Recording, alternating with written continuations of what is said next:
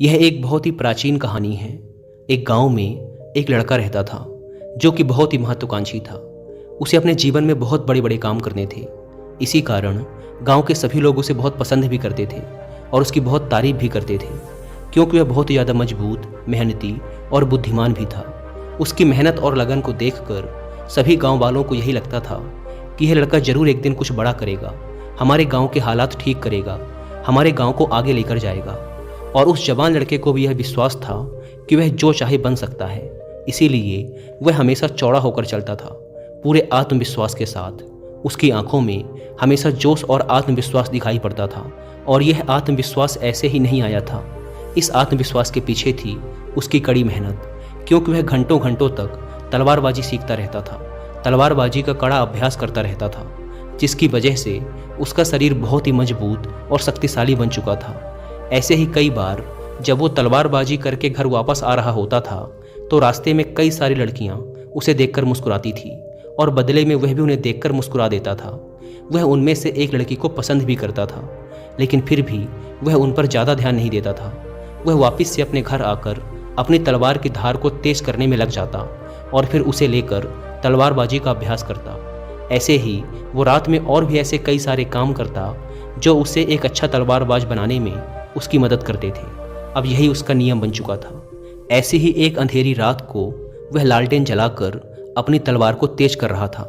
तभी अचानक उसे पीछे से एक धीमी सी आवाज़ सुनाई पड़ने लगी। यह आवाज़ उसका नाम पुकार रही थी। लड़का जैसे ही यह आवाज़ सुनता है वह तुरंत तलवार लेकर खड़ा हो जाता है हमला करने के लिए।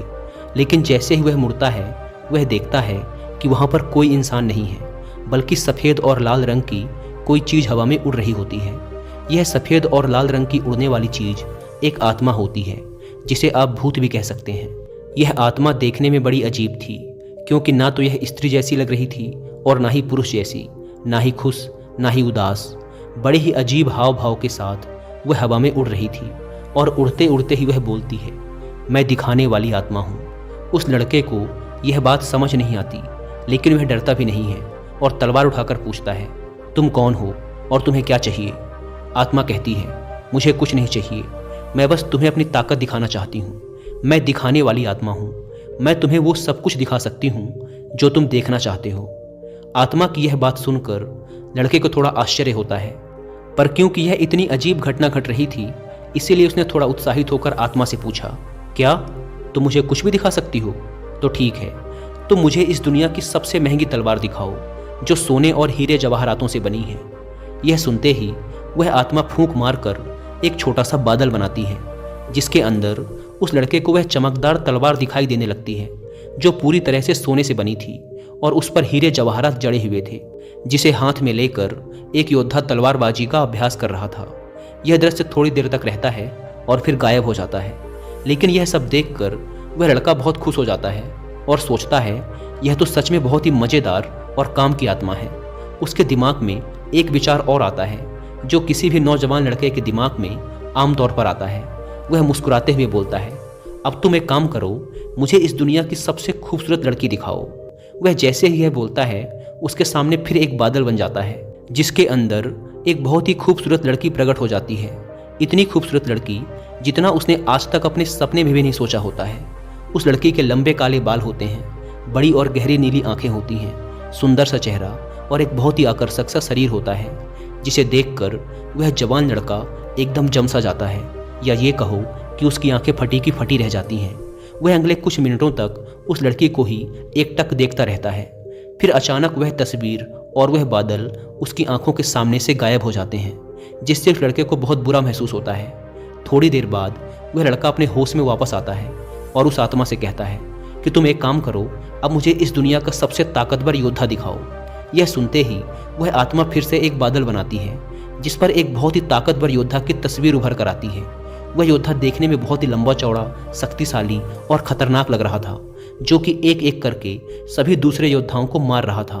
उस योद्धा की ताकत और तलवारबाजी को देखकर वह लड़का बहुत ही प्रभावित होता है और मन ही मन सोचता है कि एक दिन मैं भी इसी के जैसा योद्धा बनूंगा।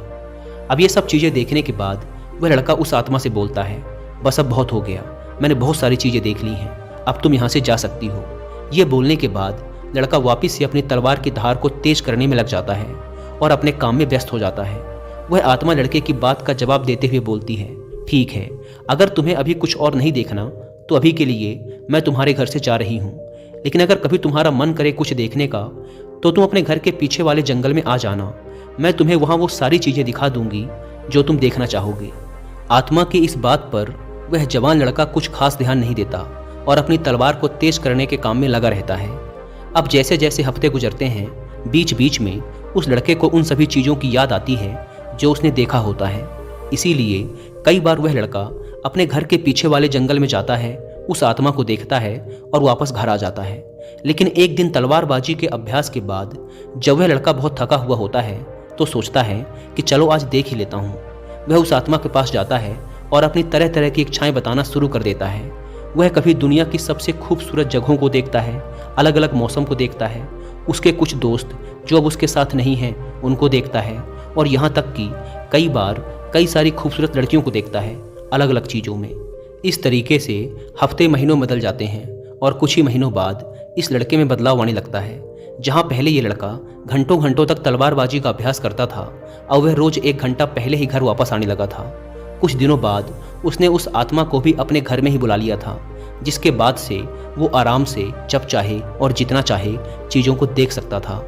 पहले ये चीज़ें 1 घंटे पहले हुई, फिर धीरे धीरे वो लड़का इतना आराम पसंद हो गया कि वह 2 घंटे पहले आने लगा, फिर 3 घंटे। वो कई बार जल्दी घर आकर आत्मा से बोलता, मुझे दिखाओ कि अच्छे योद्धा कैसे लड़ते हैं, और फिर धीरे धीरे यह उसकी आदत बन गई। वह रोज अलग अलग योद्धाओं को लड़ते हुए देखता, उनकी लड़ाई का आनंद उठाता और सोचता कि काश मैं भी एक दिन ऐसा बनूं। ऐसे ही धीरे धीरे उसमें बहुत से बदलाव आने लगे। अब जब वो तलवारबाजी का अभ्यास करके घर वापस लौटता और लड़कियां उसे देखकर हाथ हिलाती तो अब वो उनकी तरफ देखता तक नहीं था, उन्हें पूरी तरह इग्नोर कर देता, क्योंकि अब उसने इतनी सुंदर सुंदर लड़कियां देख ली थी कि अब वह सोचने लगा था कि काश उसे भी एक दिन कोई ऐसी ही लड़की मिले, और जिस दिन उसे ऐसी लड़की मिल जाएगी वह उससे ही शादी करेगा और उसी के साथ रहेगा जिसके वह लायक है। कई बार वो आत्मा से लड़ाइयाँ दिखाने के लिए कहता जो उस समय दुनिया भर में चल रही थी। वह उन्हें देखता, उनमें से किसी एक को अपना हीरो बना लेता, उसके लिए चीयर करता, तालियां बजाता, और अगर उसका हीरो हार जाता तो वह उसके लिए दुखी भी होता।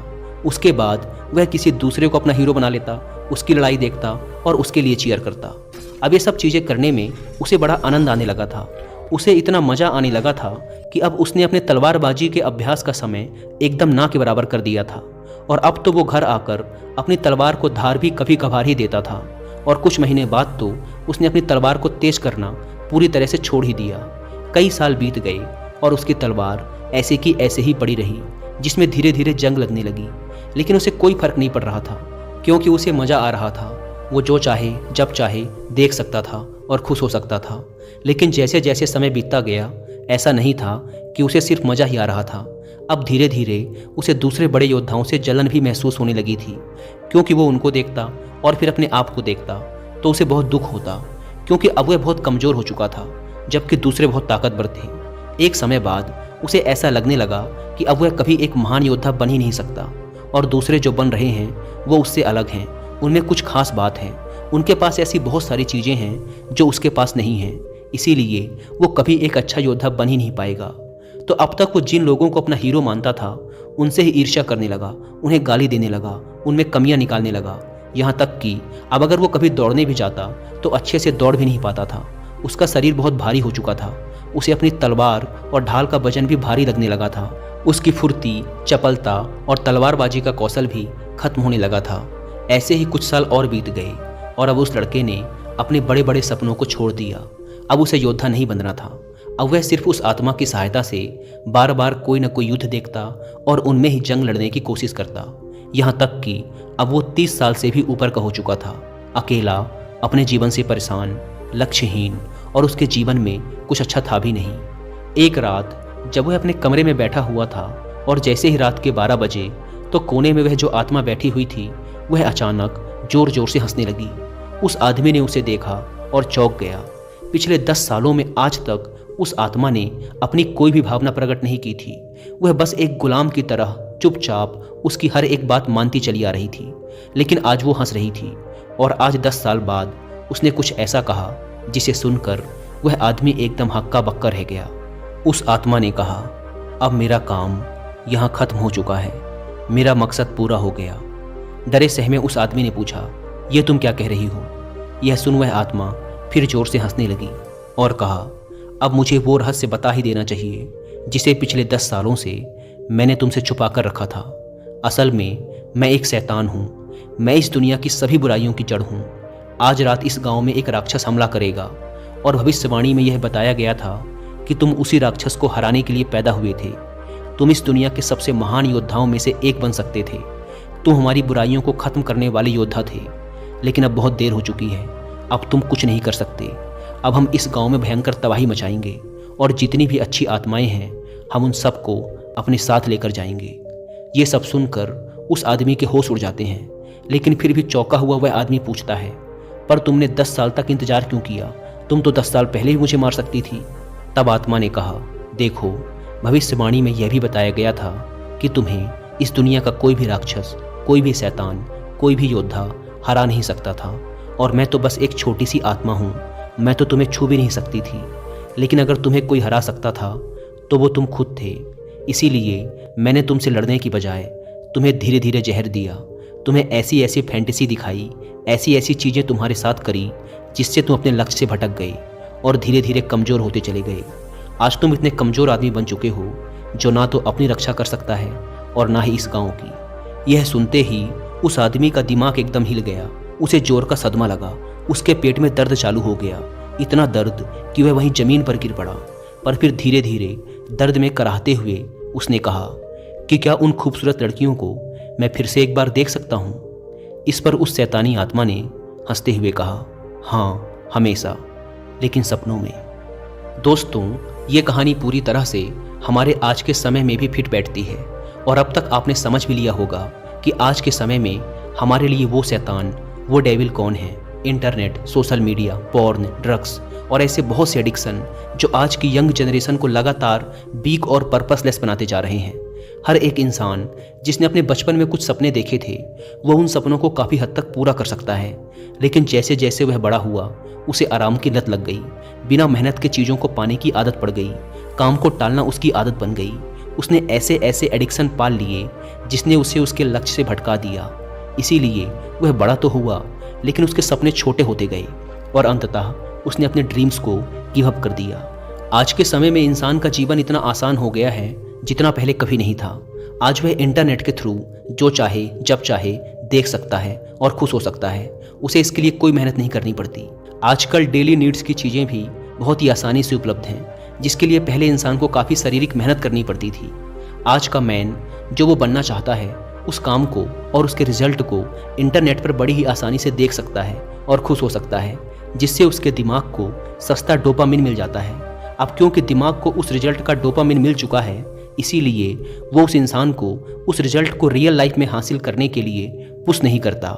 इसके बजाय वो और सस्ते डोपामिन की तलाश में इंसान को ऐसे ही और चैलेंजेस को इंटरनेट पर देखने और उसके लिए खुशी मनाने के लिए मोटिवेट करता रहता है, जिससे इंसान इस फेक हैप्पीनेस हार्मोन का आदी हो जाता है और रियल लाइफ में चैलेंजेस को फेस करने से भागने लगता है, जिससे आज के मैन का testosterone level, muscularity and toughness लगातार नीचे गिर रहे हैं, जिससे वो लगातार वीक और पर्पसलेस बनता जा रहा है। इसीलिए ये ज़रूरी है कि हम अपनी इस फेक और वर्चुअल दुनिया से बाहर आकर रियल लाइफ में चैलेंजेस लें और उन्हें पूरा करें। लेकिन इसमें सबसे ज़रूरी चीज़ है फोकस। बिना फोकस के किसी भी लक्ष्य को हासिल नहीं किया जा सकता। तो ज़रूरी है कि हम हर तरह के एडिक्शन से अपना ध्यान हटाकर अपने काम पर लगाएं। लेकिन आजकल की दुनिया में इंटरनेट से डिस्ट्रैक्ट हुए बिना रह पाना लगभग असंभव है। इसीलिए जितना हो सके खुद को हर तरह के डिस्ट्रैक्शन से दूर रखकर अपने लक्ष्य पर फोकस करने का प्रयास करो, क्योंकि डिस्ट्रैक्शन हमारे सपनों को बस सपना बनाकर छोड़ देता है। दोस्तों, उम्मीद है कि आपको इस वीडियो से कुछ सीखने को मिला होगा, और वीडियो में यहाँ तक बने रहने के लिए आप सबका बहुत बहुत धन्यवाद।